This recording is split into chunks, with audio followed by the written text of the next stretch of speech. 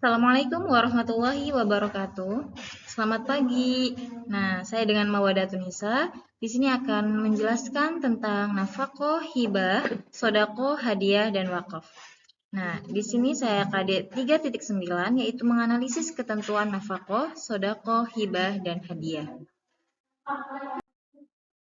Tujuan pembelajaran yaitu supaya kita mengetahui apa itu nafaqah, sodaqah, hibah, hadiah, dan wakaf, dan bagaimana cara menerapkannya dan untuk mengetahui hukum melakukannya. Nah, di sini saya juga menjelaskan KI 3 dan KI 4 itu bisa dibaca. Nah, slide selanjutnya yaitu KD 3.9 menganalisis ketentuan nafaqah, sodaqah, hibah, hadiah, dan wakaf.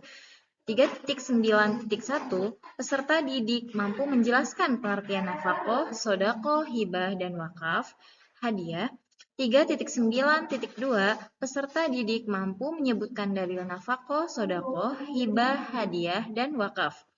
3.9.3 peserta didik mampu menganalisis hikmah nafaqah, sodaqah, hibah, hadiah, dan wakaf. 3.9.4 peserta didik mampu menjelaskan rukun nafaqah, sodaqah, hibah, hadiah, dan wakaf. 3.9.5 peserta didik mampu membedakan mana nafaqah, mana sodaqah, mana hibah, dan mana hadiah, dan wakaf.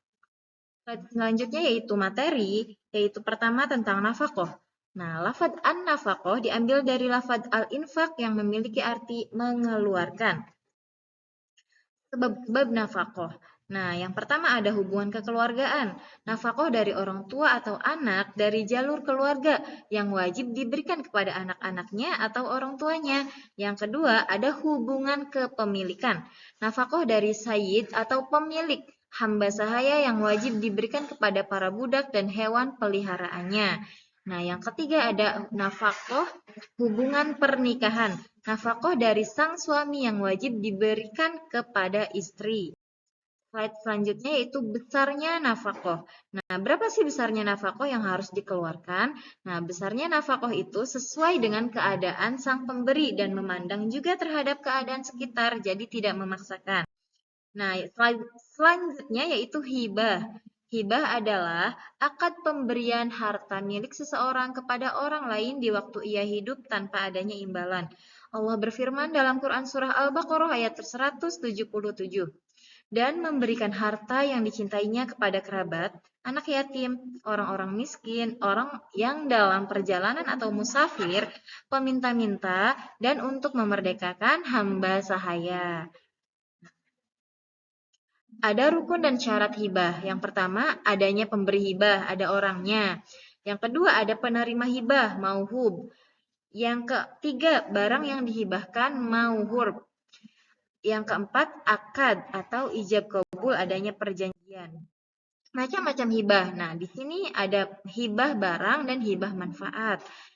Dan mencabut hibah itu hibah orang tua, adanya unsur ketidakadilan dan menimbulkan iri hati dan fitnah itu sebab-sebab dicabutnya hibah. Selanjutnya hikmah hibah yaitu menumbuhkan rasa kasih sayang terhadap sesama, menumbuhkan sikap saling tolong-menolong, mempererat tali silaturahim, dan menghindarkan diri dari malapetaka. Nah, selanjutnya sodakoh dan hadiah. Sodakoh adalah akad pemberian harta milik seseorang kepada orang lain tanpa adanya imbalan dengan harapan mendapat ridho Allah Subhanahu wa Ta'ala. Hadiah adalah akad pemberian harta milik seseorang kepada orang lain tanpa adanya imbalan sebagai penghormatan atas sesuatu prestasi. Jadi bedanya sodakoh dan hadiah adalah kalau sodakoh adalah pemberian harta milik seseorang kepada yang tidak mampu. Kalau hadiah itu pemberian atas sesuatu prestasi. Nah, gitu. Hukum sodakoh dan hadiah. Kalau hukum sodakoh itu sunnah dan hukum hadiah adalah mubah. Perbedaan sodakoh dan hadiah. Nah, tadi sudah dijelaskan sedikit. Selanjutnya yaitu sodakoh diberikan pada orang yang terlantar. Benar kan? Sedangkan hadiah diberikan kepada orang yang berprestasi. Nah, sodakoh wajib dikeluarkan jika keadaan menghendaki dan sedangkan hadiah hukumnya mubah. Diperbolehkan tapi tidak memaksakan. Syarat sodakoh dan hadiah. orang yang memberikan sehat akalnya. Penerima sodako dan hadiah harus orang yang berhak memiliki, dan barang yang disodakohkan atau dihadiahkan harus bermanfaat bagi penerimanya. Ada rukun sodako dan hadiah, maaf tipe. Nah, di sini ada ada rukun sodako dan hadiah. Yang pertama pemberi sodako atau hadiah, ada penerima sodako dan hadiah, ada ijab dan kabul, dan adanya barang atau benda yang harus disodakohkan atau dihadiahkan. Hikmah sodakoh dan hadiah yaitu menumbuhkan ukhuwah Islamiyah, akan dicintai Allah Subhanahu wa Ta'ala, dan menghilangkan tipu daya dan sifat kedengkian. Selanjutnya, wakaf. Apa sih wakaf? Kalian tahu nggak sih wakaf itu apa? Nah, di sini dijelaskan, wakaf menurut bahasa berarti menahan. Menurut istilah, wakaf adalah memberikan suatu benda atau harta yang dapat diambil manfaatnya untuk digunakan bagi kepentingan masyarakat menuju ridhonya Allah Subhanahu wa Ta'ala. Hukum wakaf dijelaskan dalam Quran Surah Al-Hajj ayat 77 yang artinya, dan berbuatlah kebajikan agar kamu beruntung, dan Quran Surah Ali Imran ayat 92, tidak akan tercapai olehmu suatu kebaikan sebelum kamu sanggup membelanjakan sebagian harta yang kamu sayangi. Nah, di sini ada rukun dan syarat wakaf. Yang pertama, orang yang memberikan wakaf, jadi harus ada orangnya.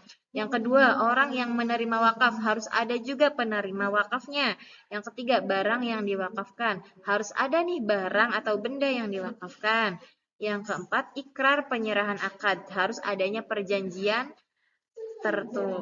harus ada perjanjian wakaf. Macam-macam wakaf, wakaf ahli dan wakaf khairi. Hikmah wakafnya yaitu menanamkan sifat zuhud, menghidupkan lembaga-lembaga sosial, memotivasi umat Islam. Terima kasih. Nah, di sini ada sedikit pesan. Nah, jadi selagi kita hidup, jadilah orang yang bermanfaat. Semoga kita semua bermanfaat bagi sesama. Amin ya rabbal alamin. Cukup sekian dari saya Mawadatun Nisa. Saya akhiri, wassalamualaikum warahmatullahi wabarakatuh.